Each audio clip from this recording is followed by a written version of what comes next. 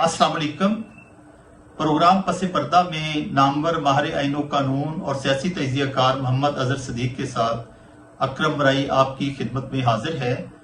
हमारे आज के मौज़ूआत में सर फहरिस्त बार कौंसल्स के हतमी नताइज क्या हैं और सूबाई वज़ीर मैना खान अफरीदी का 9 मई के वाक़या पर दोबारा इंक्वायरी कमीशन बनाने के लिए ख़त और मरियम नवाज की लाहौर से तस्वीर क्यों हटाई गई। सर, सबसे पहले बार कौंसिल के हतमी नताइज, उसके बारे में आपके पास अब तक की अपडेट्स क्या है? बहुत शुक्रिया चोई साहब, इसमें हम बड़ी तफसीली गुफ्तगू कर चुके हुए हैं, लेकिन अभी नताइज रोक लिए गए हैं और फार्म 45 या 47 के हवाले से गुफ्तगू अब आम शुरू हो गई है। ये वैसे पहले भी कह दिया था, मैं तकरीबन सारे दोस्तों से सहाफ़ियों से राब्ते में था। रात में मैं 2:30-3 बजे मैं सोया हूँ और दिन से भी मैं नताइज के लिए रिज़ल्ट तो मेरे पास कुछ आ गए हैं। उसमें बुनियादी तौर पर प्रोफेशनल ग्रुप ने बड़ी अच्छी कारकर्दगी दिखाई है।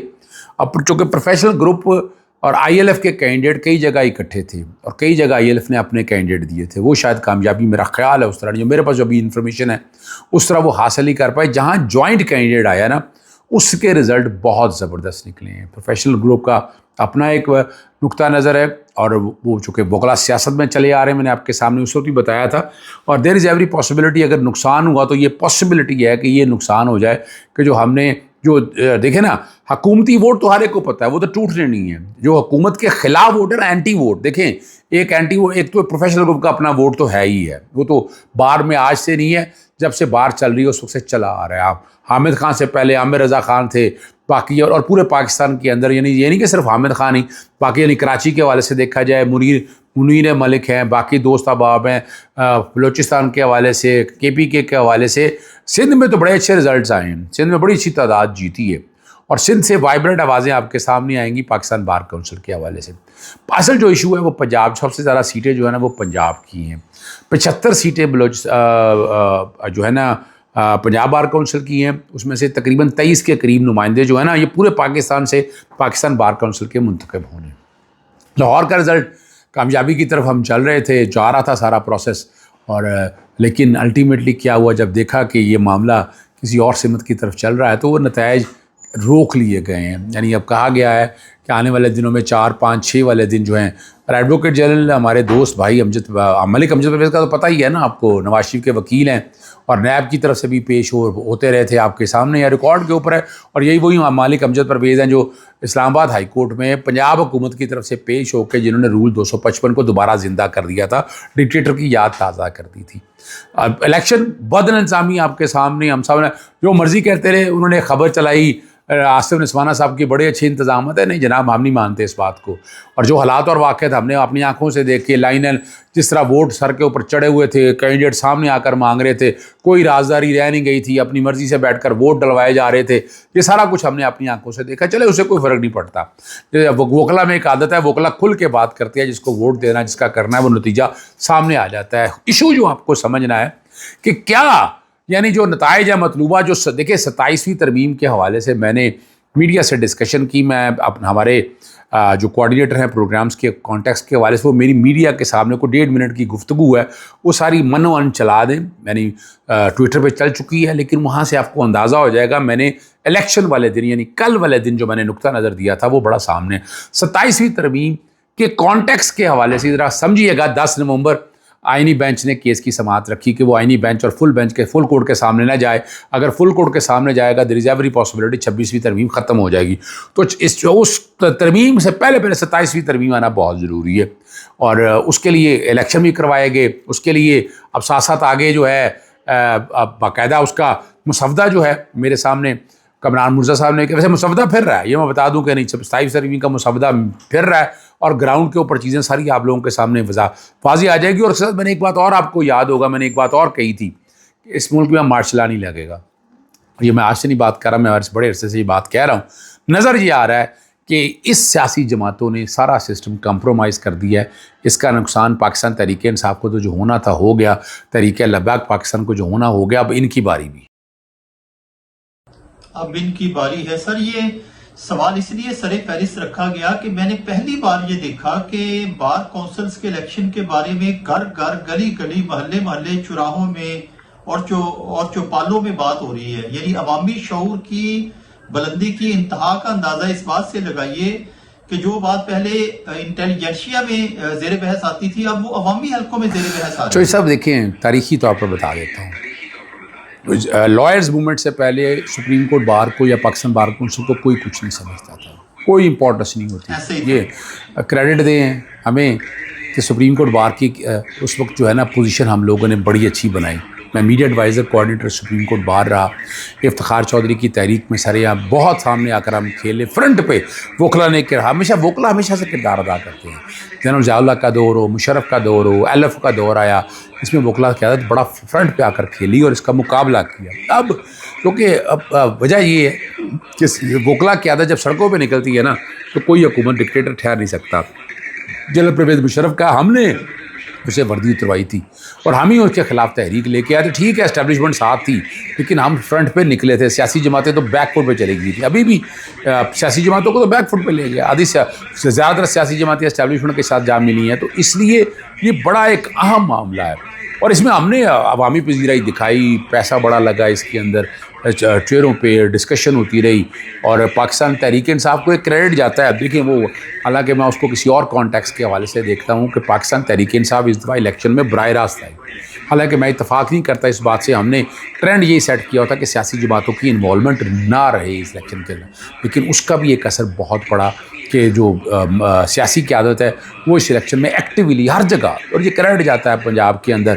میں یقیناً اس میں عالیہ حمزہ صاحب کو بڑا کریڈٹ دوں گا کہ بڑے آسن طریقے سے وہ چیزوں کو لے کر چلی اور انہوں نے ایکٹیولی جو پولیٹیکل لیڈرشپ کو تو کیا. تو یہ اسی لیے گلی محلے ہر ایک کو اس بات کا پتہ ہے اور اندازہ ہے کہ یہ بار کونسل کے الیکشن 3 بجے ہیں. انہیں اندازہ ہے کہ اگر یعنی یہی پاکستان بار کونسل, یہ بار کونسلز کی وجہ سے ہی 26ویں ترمیم کے اگینسٹ کو بڑی متحرک تحریک چل سکی. میں آپ کے سامنے میں نے بتائی تھی, میں بڑے بوروں میں یہ بات کر چکا ہوں. اب اس کو متحرک اگر تحریک چلانی ہے تو وہاں بار کونسل کی کیا, سپریم کورٹ بار کا الیکشن ہم ہار چکے ہیں. ہائی کورٹ بار ہمارے پاس خالی جگہوں پر ہے, لیکن ہمارے پاس بار کونسلز کے اندر جو اس وقت بھی کیا ہوا تھا, جیسے تاریخی بتا دوں, لائرز موومنٹ کے دور میں اس وقت بھی پاکستان بار کونسل ہمارے پاس تھی تو نیشنل کوآرڈینیشن کمیٹی بنی تھی. اب وجہ کیا ہے کہ اس وقت تمام سیاسی جماعتیں اکٹھی ہو گئی تھی مشرف کے اگینسٹ. یعنی پیپلز پارٹی بھی ساتھ تھی, نون بھی شام تھی, پی ٹی آئی بھی ساتھ تھی, وکلا بھی ساتھ تھے, سارے ایک پیج کے اوپر چڑھتے تھے. اب وجہ کیا ہے, اب صرف پاکستان تحریک انصاف اس ہائبرڈ نظام کے خلاف کھڑی ہے, باقی تو سارے ایک طرف کھڑے ہوئے ہیں. اس لیے اب یہ بڑا ضروری ہو چکا ہوا ہے کہ پاکستان بار کونسل ہمارے پاس آئے, جمہوری قوتوں کے پاس آئے. جو مثال کے طور پر اگر 27ویں ترمیم چلے گی, اگر بار کونسلز ہماری زیادہ جیتے جائیں گے تو سب سے قراردادیں آئیں گی, احتجاج جلسے جلوس ہونے کی پاسبلٹی ہے. اس لیے بہت تیزی سے کر رہے ہیں کہ جیسے رزلٹ آئیں فوراً 27ویں ترمیم ڈگا ڈگ کر کے پاس کر کے سامنے لے آئیں. لیکن اس طرح کی ترمیم جو ہے نا وہ چیلنج جو بھی آئے گی, چیلنج تو وہ بھی ہوگی, لیکن اس وقت تک پھر آپ کی ترمیم جتنی بھی ہے نا وہ نئی بنائی ہوئی آئینی بینچز نہیں, آئینی کورٹ جو ہوگی سپریم کورٹ کے نام پر اس کے سامنے جائے گی, اس کے سامنے جائے گی. ٹھیک ہو گیا سر. اب اگلے موضوع کی طرف چلتے ہیں. اگلے موضوع کی طرف چلتے ہیں.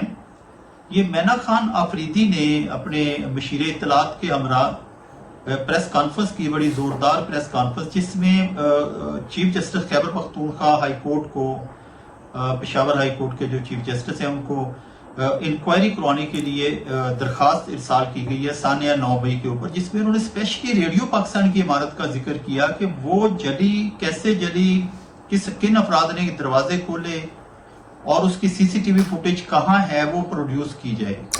سر یہ نیا پنڈورا باکس پھر کھلنے جا رہا ہے. سر دیکھیں میں ایک بات بتاؤں آپ کو, میں نے ہمیشہ سے کہتا ہوں کہ جوڈیشل کمیشن ایک ایسا فورم ہے کہ جس سے حقائق سامنے آ سکتے ہیں. 9 مئی کے حوالے سے میں ان لوگوں میں سے جو پہلے دن سے بات کہہ رہا ہوں کہ اس کا ایک جوڈیشل کمیشن بنا دے, جو قصوروار ہے. میں یہ نہیں کہہ رہا کہ آپ کا کوئی بھی ہو, جو بھی قصوروار ہیں, جو آرکیٹیکٹ ہے وہ سامنے آنا چاہیے. پاکستان تحریک انصاف اگر آرکیٹیکٹ تو اڑا کے رکھ دینا چاہیے اور اس پہ پابندی لگنی چاہیے, یعنی اس کو تو پھر سوال ہی پیدا نہیں ہوتا. لیکن ابھی تک چیزیں ذرا سامنے ہوا کے اندر موجود نہیں. اب جو پہلا تھا نا علی مین گنڈا پور صاحب ٹیکنیکلی اور لیگلی جو ہے نا ان چیزوں کو اس طرح نہیں لے سکے. وہ چلیں کہ میں لفظ کمپرومائز کا کہہ دوں یا باقی چیزوں کو کہہ دوں کہ انہوں نے اگریسولی اس طرح سے, اور قانون میں آپ بڑی دفعہ کہہ چکا ہوں, میں اس حوالے سے بڑی یعنی اور بڑے معاملات میں, ماحول کے معاملے میں, بہت چیزوں کے اندر کھل کے نہیں بات پر الزام آتے ہیں, لیکن سچ تو بات بولنی چاہیے نا. یہاں کیا طریقہ کار ہے, یہاں اب کمیشن آف انکوائری ایکٹ موجود ہے، آپ اس کے تحت بالکل کہہ سکتے ہیں آپ، یعنی طریقہ کار یہ ہے کہ یہ کہیں کہ جناب ہم انکوائری کمیشن بنانے لگے ہیں، آپ جج کا نام، یعنی یہ مت کہیں کہ آپ کانسٹیٹیوٹ کریں. اب پتہ نہیں نوٹیفیکیشن میرے سامنے نہیں ہے، پہلے میں یہ فلا موجود تھے کہ ہم نے کمیشن کر دیا، آپ کوئی بھی جج دے دیں، یعنی وہ یہ نہیں کہہ رہے ہیں کہ نہیں آپ کوئی بھی دو تین جج چوز کریں اور اس کے حوالے جیسے بالکل کہا اس کو اس طرح سے لے کر چلیں، اور یقیناً جو ہے ان کا اختیار ہے. چلیں فرض کریں، میں ایک بات کر رہا ہوں، فرض کریں وہ نہ مانے، یوں لے لیں نا، وہ نہ مانے تو جناب آپ کے پاس صوبائی حکومت کے پاس اختیار ہوگا، وہ ریٹائرڈ جج کو بنا سکتے ہیں، ایون یہاں کسی بیوروکریٹ کو بنا سکتے ہیں، ایون میجسٹریٹ کو نامینیٹ کر سکتے ہیں اس کانٹیکس کے حوالے سے. تو ان کے پاس یہ ہوگا. اور اگر آپ کو یاد ہوگا وہ جو پاکستان تحریک انصاف کے دور میں پنجاب کے اندر جب یہ نکلنے لگے تھے یہاں سے، 26 اپریل کی بات کر رہا ہوں، 2000 غالباً 23 کی بات ہے یا 22 کی بات ہے، تو میں نے وہ باقاعدہ پٹیشن لے گیا تھا اور کمیشن بنایا تھا گورنمنٹ پنجاب نے. شبر رضا رضوی جو 27ویں آئینی ترمیم بحث کر رہے تھے نا، وہ اس کمیشن کے سربراہ تھے. وہ کمیشن کافی چیزیں سامنے لے آیا تھا، یعنی اس کمیشن کے ایویڈنس کافی اکٹھی ہو جاتی ہے، لیکن وہ کمیشن کو چلنے نہیں دیا گیا. یہاں بھی اگر آج یعنی 26 نومبر کے حوالے سے جو ہے، اور میں نے اس کا طریقہ بھی بتایا تھا، ہم نے اس کا نہیں کرتے نا. آپ پاکستان تحریک انصاف باقاعدہ کمیشن کی درخواست دے، لکھ کے دے کہ جناب اس کا کمیشن تشکیل دیا جائے. نہیں، آپ کوٹوں میں جائیں، آپ پروسیجر بنائیں. یعنی میں نے بڑی طرح کمیشن کی درخواست، یعنی میں اب تاریخی طور پر میں نے بہت سے کمیشن بنوائے، ہیلتھ کے حوالے سے، باقی حوالے سے، فلڈ کے کانٹیکس کے حوالے سے.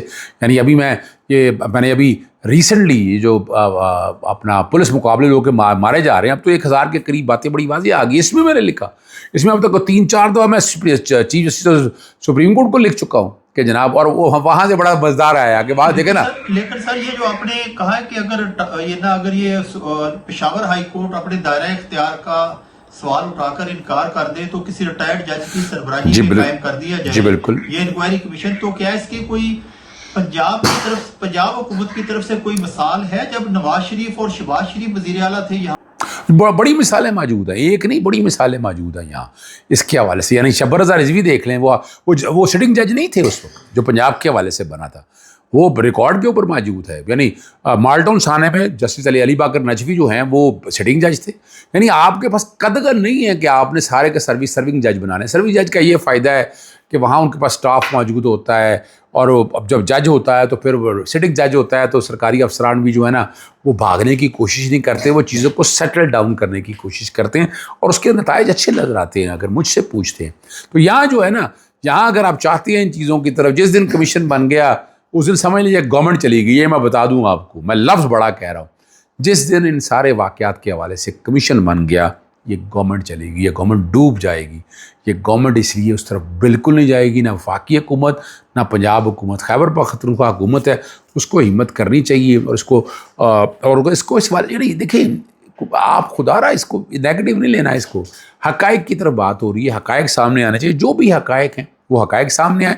ایک اچھی کاوش ہے، اور اس کا نتیجہ بھی انشاءاللہ العزیز مجھے امید ہے بہتر نکلے گا.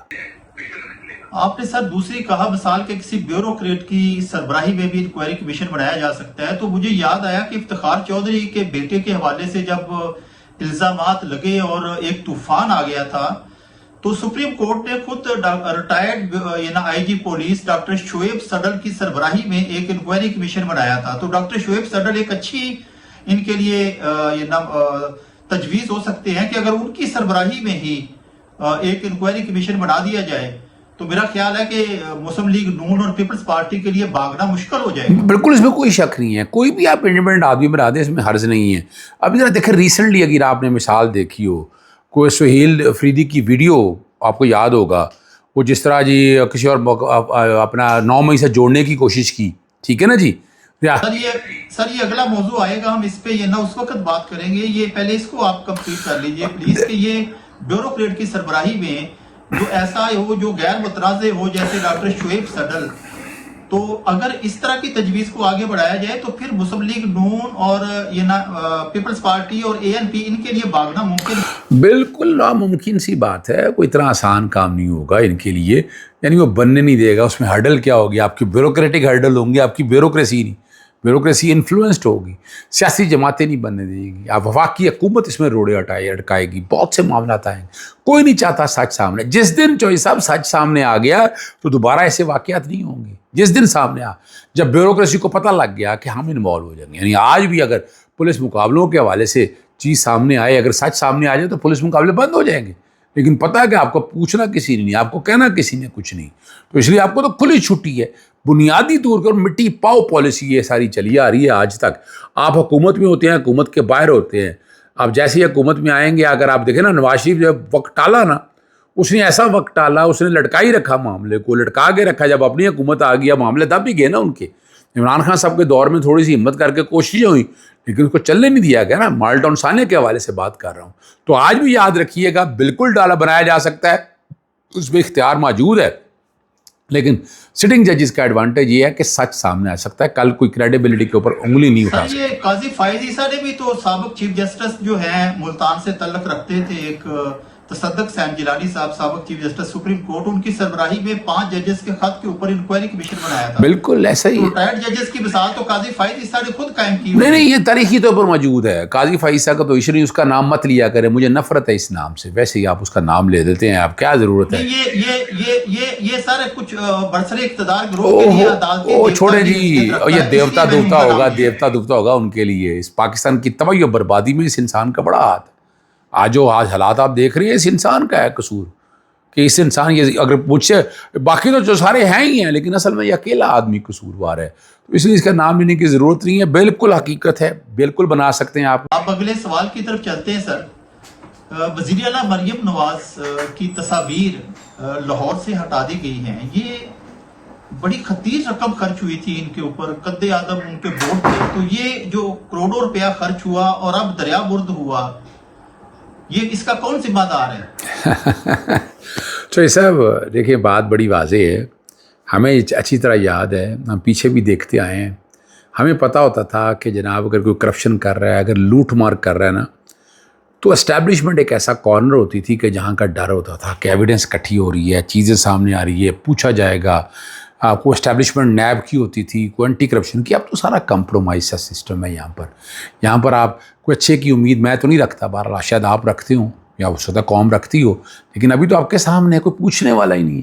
یعنی پولیس جو کر رہی ہے, ایف آئی اے جو کر رہی ہے, اینٹی کرپشن جو کر رہی ہے, نیب جو کر رہی ہے, کوئی پوچھنے والا ہی نہیں. صرف ایک مثال سامنے آئی, اور اس مثال کے حوالے سے بھی ہم بڑی وضاحت کے ساتھ بات کرتے ہوتے ہیں, اور ہم بار بار یہ بات کر رہے ہوتے ہیں کہ کیا طریقہ کار ہے, اور وہ اس بات کو سمجھنا ہے آپ نے کہ وہ کیا ہوتا کیا تھا. ذرا سمجھیے گا اس بات کو کہ اس وقت حالات و واقعات کچھ اور تھے, باتیں کچھ اور تھیں, اب حالات اور واقعات کچھ اور ہیں.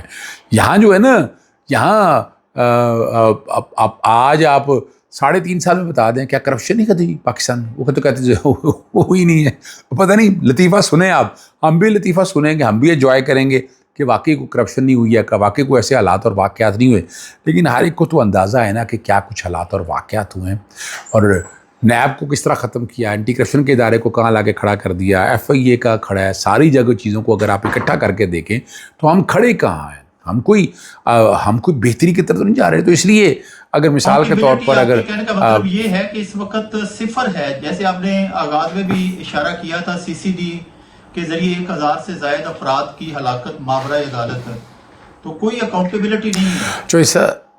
چوہدری صاحب کون سی اکاؤنٹیبلٹی بتا دینا, کوئی کیس ایسا بتا دیں ماں سوائے عمران خان کے توشہ خانہ کے علاوہ کون سا کرپشن کا کیس ہے. پولیٹیکل انجینئرنگ ہو رہی ہے, فرح شہزادی کی ہاؤسنگ سوسائٹی بالکل جینون ہے, اس کے ساتھ جو ظلم اور زیادتی ہو رہی ہے, میں کیا کہوں, اس کا سوسائٹی سے کوئی تعلق نہیں ہے. اتنی زبردست سوسائٹی کو کتنی دفعہ اکھاڑ پچھاڑ کی گئی, کتنی اور سوسائٹی ہے جس میں اس طرح اکھاڑ پچھاڑ کی گئی. ذرا ہم بھی سمجھنا چاہ رہے ہیں, کسی سرکاری ابھی بیٹھ کر ہاؤسنگ سوسائٹیاں جو بیٹھ کر منظور کرتے پھر رہے ہیں, کیا تعلق ہے مریم صفدر کے قریبی لوگوں کا. ذرا آپ آ جائے گا آپ کے سامنے جس دن آئے گی یعنی کوئی تو ہونا جو پوچھنے والا ہو, یا کوئی پوچھنے والا نہیں.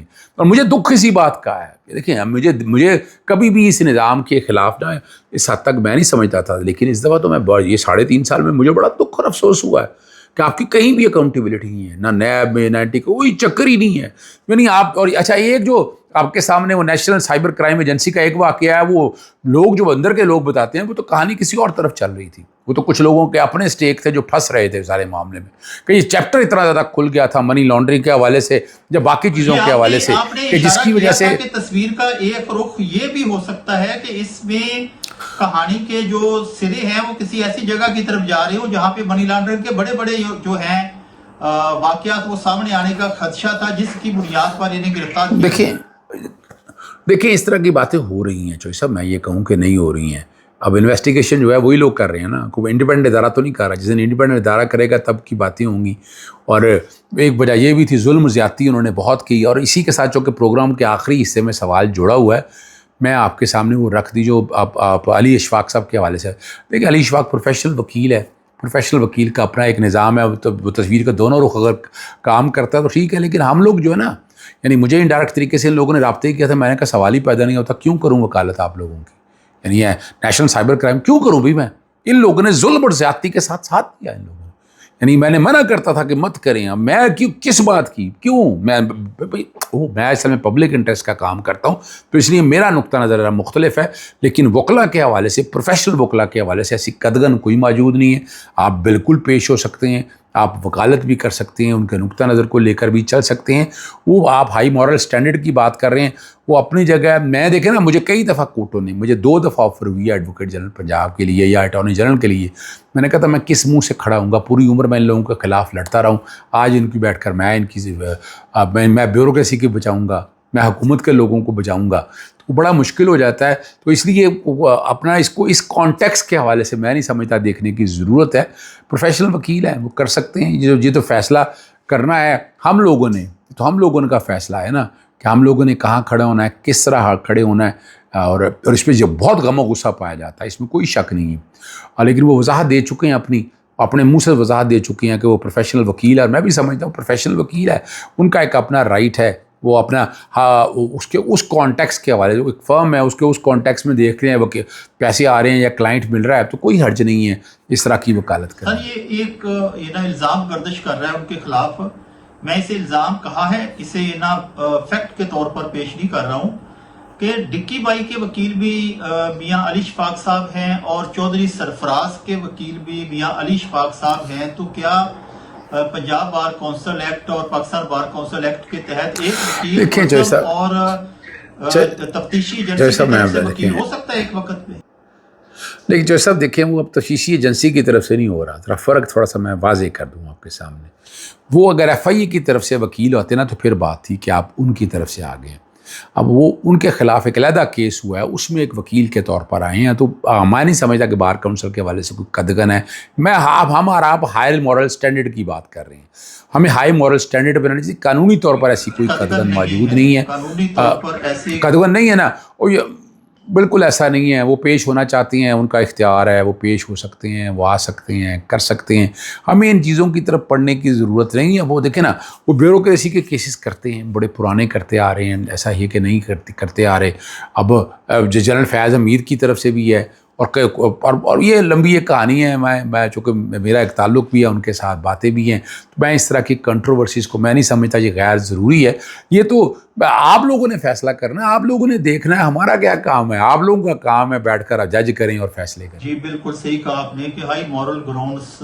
الگ ہے اور جو پروفیشنل تقاضے ہیں وہ الگ ہیں، ایک وکیل سب کی طرف سے یہ نہ پیش ہو سکتا ہے اور اس پر کوئی قانونی قدغن نہیں ہے، آپ نے آئینی اور قانونی پوزیشن بیان کر دی۔ تو سب یہاں کا نظام کچھ اور ہے، سوشل میڈیا کو دبانے کے لیے، آواز کو دبانے کے لیے طریقہ کار ہے، ایف آئی آر انہوں نے پڑھی تھی یا ضمنی سپلیمنٹری اسٹیٹمنٹ ڈال دیا ہوگا یا کسی اور طرف لے کے آگے ہوں گے، انہیں جانے سے پہلے میں عام لوگوں کو سب کو کہتا ہوں کہ جب اپنے ملک سے باہر جانا ہے نا تو آپ چیک کیا کریں ای سی ایل، پی سی ایل اور پی این آئی ایل، تینوں لسٹیں ضرور چیک کرنی۔ پی این آئی ایل غیر قانونی ہے، میں بڑا کچھ لکھ چکا ہوں، اس کے ہاتھ بندھے ہوئے ہیں، کیا کریں ساری چیزوں کو سامنے رکھتے ہوئے، ہماری سمجھ سے باہر ہے کہ کیا نظام ہے اور کیا ہوگا، وقت آپ کے سامنے آ کر بتا دے گا کہ پی این آئی ایل کے، یعنی یہاں آپ کو جب بھی ملک سے باہر جانا ہے، سوشل میڈیا ایکٹیویسٹ سب کو چاہیے کہ پہلے اپنا وہ چیک کریں، اب پہلے چیک کرنے کے بعد اور پھر جو ہے نا آپ ہائی کورٹ رابطہ کریں،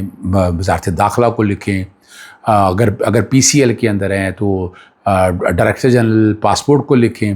یہ PN رہی ہے تو FIA نے ایک عجیب و غریب سے لے, FIA کا اختیار ہی کوئی نہیں ہے. سپریم کورٹ کا ایک فیصلہ لے کے پھرتے ہیں, کوئی فیصلہ وہ ہے ہی نہیں. وہ تو صرف اور صرف اپنا بنیادی طور کے اوپر ہیومن ٹریفکنگ کے حوالے سے, انسانی اسمگلنگ کے حوالے سے معاملہ تھا, اس کو لے کر چلتے تھے. تو یہاں انہوں نے آف لوڈ کیا. اب آف لوڈ کیا تو بتانا پڑنا تھا. تو ایک مقدمے میں ہو سکتا ہے کوئی پرانی ڈیٹوں کا مقدمہ ہو, وہ چلا ہو, یا نیشنل سائبر کرائم ایجنسی نے, مجھے پاس ان پہ تفصیلات نہیں ہیں, اس کانٹیکس کے حوالے سے چیزیں ساری سامنے آئی ہوں, تو انہوں نے گرفتاری ڈال دی. اب گرفتاری ڈال کے اب شروع ہوتا ہے باریک کام.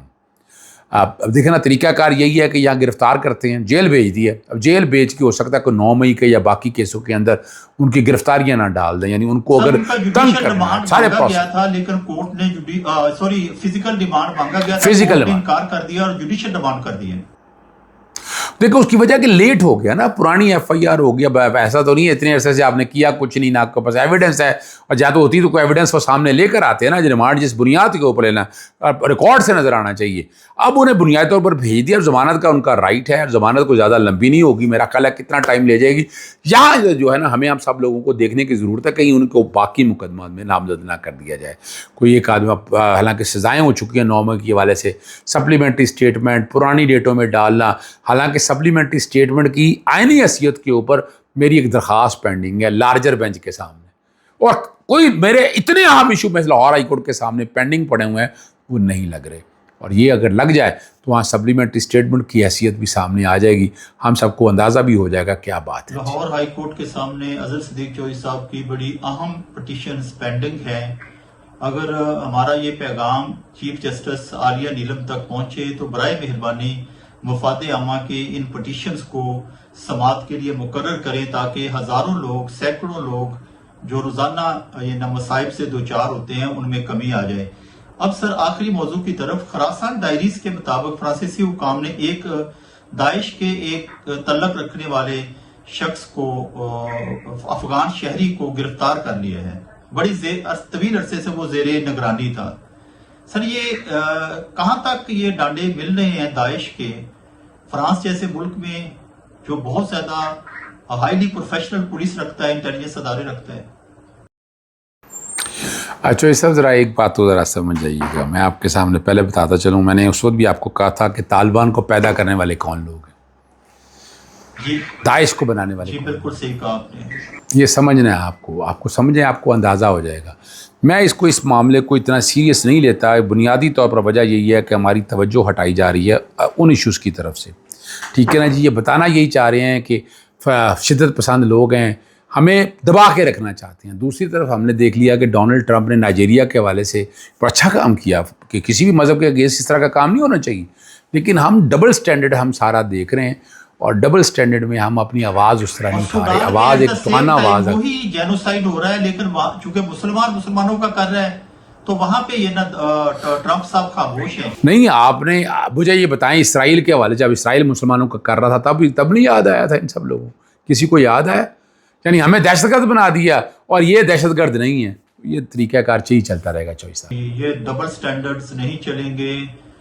دنیا کی آنکھیں کھلی ہیں, سوشل میڈیا نے عوام کو بہت شعور دیا ہے. محمد اظہر صدیق صاحب کے اسی تبصرے کے ساتھ آج کے پروگرام کا اختتام کرتے ہیں. انشاءاللہ تعالیٰ کل نئے موضوعات کے ساتھ آپ کی خدمت میں دوبارہ حاضر ہوں گے. ناظرین سے ایک بار پھر گزارش ہے کہ ہمارے چینل کو سبسکرائب کریں, پروگرام کو لائک کریں, شیئر کریں, تاکہ ہمارا پیغام زیادہ سے زیادہ لوگوں تک پہنچ سکے. اللہ حافظ.